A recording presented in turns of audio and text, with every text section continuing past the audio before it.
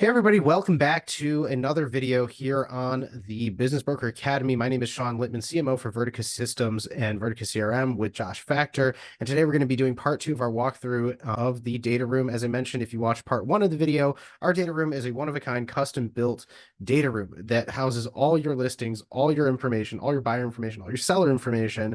So that way you are super duper secure and there's no third-party apps here in our system. This was all built custom for you for brokers. If you want to get more information on that, there'll be a link to the site and to book a demo with Josh in the description. But before we dive into the video, don't forget to like and subscribe to the channel. Smash that button. It helps us create more good content for you guys. So let's dive into the video. Josh, take it away. All right, so let's talk about stage two of the data room.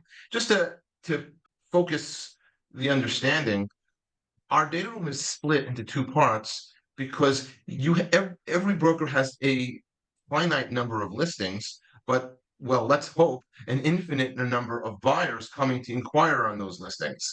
And what you're going to end up doing if you have any other data room service, you're going to find yourself being extremely redundant, setting up the data room for each individual inquiry. With us, it's all done in only on the second part, where you just click by the buyer, because we have a data room widget built into the contact record that's automatically going to have all the information. All you need to do is either click one button, or if you haven't, as I explained in the previous video, set up the default files with the checkbox, then all you need to do is go into the data room and check that off. So without further ado, let's go ahead and take a look at this buyer, who this buyer happens to be Joshua, has inquired on a listing. Let's go ahead and make him a buyer. Simple enough. Let's scroll down here and go into the data room. If you notice, Joshua, the buyer, has already inquired on this great pizzeria. And the reason why this pizzeria is in Joshua's data room is because Joshua had inquired from Biz Buy Sell, and by virtue of the fact that the buyer had inquired about an opportunity from Biz Buy Sell, through our lead parsing technology, has automatically added the listing into the data room. But let's say we wanted to suggest another business to this buyer. Let's say the bicycle store that we were looking at in the previous video. I'm going to click on this plus over here, and a little window is going to show up down below. And I'm going to be able to check off the listing. Let's choose the bicycle store and hit add to data room. So let's go take a look at the second listing that we added to the data room. I'm going to click on this button here and release the address. Watch what happens when I release the address to this unregistered buyer. Click on the button over here. Address can be released only to a registered buyer. We have a concept called checks and balances built into the platform so that you can't accidentally release an address to a buyer who has not yet been approved. Let's say, for example, you had a new broker who was anxious to get a deal done and forgot to submit the paperwork, or the buyer didn't actually sign the NDA. Well, once we have a process of approval built into the system where you have to physically approve the buyer before that you can release confidential information to the buyer, the system will check to make sure that before you release the address, the buyer is actually registered. So before we go ahead and do anything, let's go ahead and change this buyer from unregistered to registered. I can do it over here with this menu, or I can click on the full edit button over here, and I change the buyer from unregistered to registered, hit the save button. When I hit the save button, this will automatically send out an email to the buyer letting them know that we have approved that buyer, and they're now authorized to log into their data room. And the email will contain their username and password and a link or a button to log into their data room. Now let's go back to the data room widget and let's click on this button here. Let's see what happens. I'll click on the send email to buyer button, and you're going to see another pop-up that says, please press OK to confirm.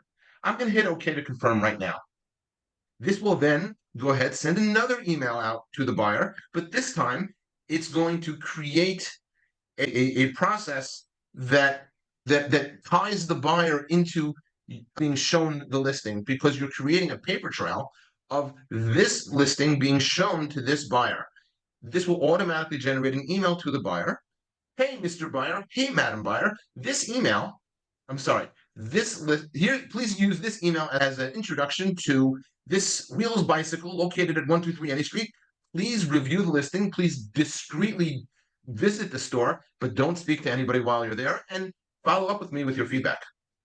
Okay, so now let's go ahead and take a look. I press this button. It does two things. Number one, it sends that email that I just described. And second, it adds the confidential information, the name and the address, for example, that you want the buyer to see to the website, to the buyer's data room. When they log into your website with their username and password, they will be able to access their personal private data room within your website. Let's go ahead and take a look as well. You notice in the files column, a plus shows up. And in the sales stage column, you'll see a menu. If I go ahead and choose an option here, let's say letter of intent. What's going to happen here? Let's hit OK. What I've done now is our system tracks and records everything and anything that takes place, both in the website, the CRM, and believe it or not, the buyer's inbox, whether an email is opened, replied to. That's fascinating. When you change the sales stage over here, you are setting the individual stage recorded of this particular inquiry for this listing for this buyer.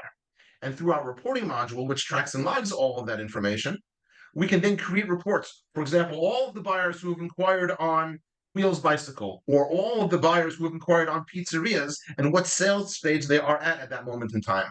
Of course, with the release date column, recording the date and the timestamp, you're sure to be able to present that information, God forbid, if you ever need to an arbitrator or a judge. Hey, I released this buyer this specific date and this specific time. Let's go back to the files column. When I click on this plus, little window is going to open up down below. And you're going to see, if you remember the files that I set up in the previous video with the pre-drive-by and the post-drive-by, all of those files are set over there. Now, I had two files that I had checked off as the default files, but if I wanted to, let's say this buyer is going into the pre-drive-by, I can check off these files and only these files. Furthermore, I can put a date in the date column, let's say December 31st. So upon the calendar arriving on this particular date, this particular file will expire from the data room. This accomplishes two things. Number one, you're protecting the confidentiality of the seller because their data is not out there in the open, even for registered buyers who have had the address released. You set a limit on the time that the buyers have access to the file. And the other thing is it really is a great way to test for tire kickers, because if the buyer hasn't checked the file within 1 week or 2 weeks or however long you decide for the buyer to have access to that particular file, you're going to know that they're not really a serious buyer. What you need to do now at this stage is click on the assign permission right over here on the bottom left. Click on OK to confirm. This little window will disappear. And for those files that you've checked off only from this one listing, only for this one buyer, the data room is set and ready to go. And now all you need to do is advise your buyer, or better yet, the system will automatically advise your buyer to log into your website, and we'll see that part of the data room on the next session. Amazing. Well, if you like this video, this is a quick walkthrough of the data room. Again, we're going to do part 3 coming up in the next video. Don't forget to like and subscribe to the channel. Again, we're going to be doing a mix of tutorials on our system so you can see some different cool features about it, how you can integrate that with your brokerage, as well as informational videos on how you can leverage Josh's insights and others on how to scale your business brokerage and close more deals faster. So if you like this video, don't forget to like and subscribe to the channel, and we'll catch you on the next upload.